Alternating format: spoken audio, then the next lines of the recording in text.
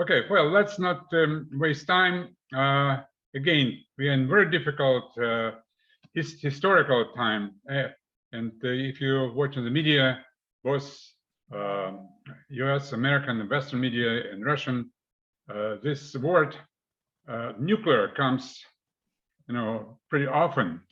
And it's also symbolic that we are now joined by students of the nuclear university in Moscow. It's probably some kind of a historical, someone just put us together this morning. Okay, Anton, please go ahead. Right. I have a prepared statement. Okay. It says what exactly I want to say. The world's safety requires Russia and China to defend their sovereign existence. But America's rulers seem willing to destroy civilization to try to force their surrender. Our highest priority must be to change America's course. Criticism or protest ought to be effective in actually changing the USA. Americans need to be profoundly moved for them to interfere against the Anglo-American policy. Don't assume that Americans cannot be moved. That would abandon our loved ones to hell. We've got to deepen our thinking on how to accomplish the change, how to powerfully appeal to Americans. Now, Russian leaders always invoke Russia's real history to rally their people. But America's present establishment cannot use our real history to justify their policy, because our real history indicts them and exposes them as usurpers. That Anglo-American financier establishment catastrophically changed and ruined the United States. They erased from public memory America's historic purpose and miraculous past accomplishments. That establishment is the historic imperial enemy of our country. Their philosophy and their objectives go back to the British Empire and its partners, the Southern slave owners. From the founding of the USA, the empire and the slave owners blocked and sabotaged America's development of modern science, industry, and skills. It was pro-national patriots who defied that imperial enemy and organized our country's great industrial and scientific advances. Those nation builders also built up the industry and independence of other nations resisting imperialism. And those American builders were the truthful critics of America's own faults and crimes. I have time here for only the briefest summary of this story, which is otherwise in my book, Who We Are. Consider two US presidents in the 19th century, John Quincy Adams and Abraham Lincoln, and two in the 20th century, Franklin Roosevelt and John Kennedy. John Quincy Adams led the faction that organized the first industrialization of the United States. He assigned Army engineers to design America's first railroads. One of those engineers built Russia's first railroad, in line with Adams' old vision of industrializing Russia. Adams bravely fought against slavery, and he thought the betrayal of the American Indians was a sin for which God would judge America. Abraham Lincoln and his closest allies organized the greatest industrial progress in world history. Defying Wall Street, they built America's modern steel mills, railroads, petroleum, and electrical industries. Russia freed its own slaves the day before Lincoln's inauguration. Russia sent its naval fleets to America, supporting Lincoln's fight to end slavery.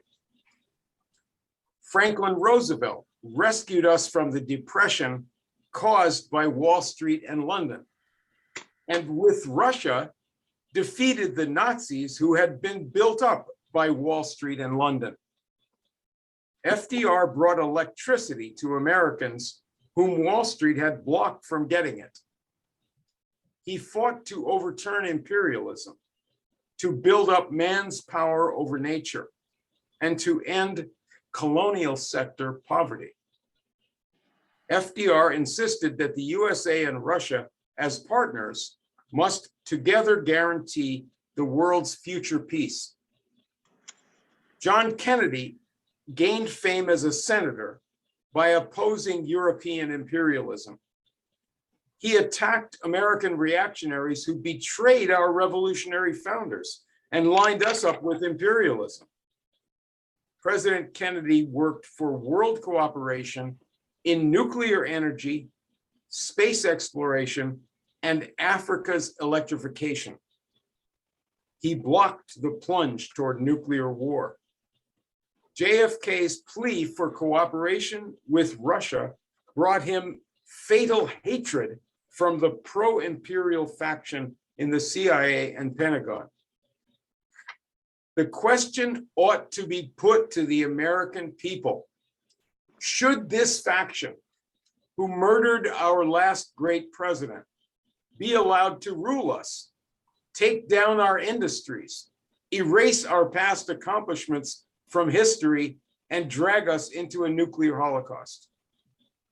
I want to close with words from President Kennedy's famous speech on peace with Russia, June 10th, 1963. No government or social system is so evil that its people must be considered as lacking in virtue. As Americans, we find communism profoundly repugnant as a negation of personal freedom and dignity. But we can still hail the Russian people for their many achievements in science and space, in economic and industrial growth, in culture, in acts of courage. Among the many traits the peoples of our two countries have in common, none is stronger than our mutual abhorrence of war.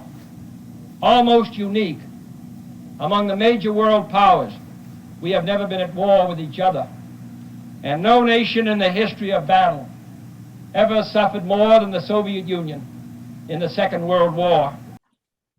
Kennedy warned that if these two strongest countries now fought in total war, all we have built, all we have worked for, would be destroyed in the first 24 hours. He decried the waste of the arms race and said we must prohibit the testing of nuclear weapons. And he appealed to American souls for peace with Russia. And if we cannot end now our differences, at least we can help make the world safe for diversity. We all inhabit this small planet. We all breathe the same air. We all cherish our children's futures, and we are all mortal. I want to challenge everybody here to look at the United States as what it has been in history, a blessing to the world. And the present situation of the United States acting as a menace to the world comes from a change that put the United States under an establishment that is not the United States historically. It has its own interests, and it is out at this point to ruin the entire civilization that the West gained since the Renaissance and since the American Revolution. I just point to Lincoln. What did Lincoln do when for 30 years the Southern slave owners were more and more aggressive, making foreign wars from the US against Mexico, against Cuba, then they turned on the USA. So in response to that, when Lincoln came to be president, he was prepared not simply to fight this reactionary and dangerous enemy, but he was prepared to shift the United States into a completely new era that had never been seen before of progress, of higher living standards, of industrial and scientific progress, of beautiful relations with the other countries in the world, Japan, Germany, Russia, China. We were reaching out to everyone to say, we're going to make the world so surprisingly better that can never be rolled back again. So my challenge to people today is that you must address this change in America, which is against US interests, certainly against the people of the United States, against the minorities and everybody else in the United States. We have to resume America's fight for progress. And that means that we face censorship and bullying whenever, as you've pointed out, whenever you are trying to use reason. I would say, rather than apologizing for anything, we have to address ourselves to the question, how do we appeal to the American people? Not by rhetoric as a leftist may do in the streets about American claws and fangs. We've got to address what is the United States, how it has been changed by these usurpers who are a menace to the world. Unless you address America and appeal to their better angels, you've lost. You have to do that. Russia and everybody else, I think, should do that, but especially Americans and those who know something about a beautiful America of the past must challenge America to not betray this heritage, which is so valuable to the world. Thank you, Anton. You know, in case you didn't know that, there's a statue of Abraham Lincoln and Russian Tsar Alexander II, who also freed Russian slaves at the same time. And there's a statue in downtown Moscow, in one of the most prestigious areas called Arbat. It's equivalent to maybe Washington, Georgetown. And so they're shaking hands in downtown Moscow. It's very symbolic.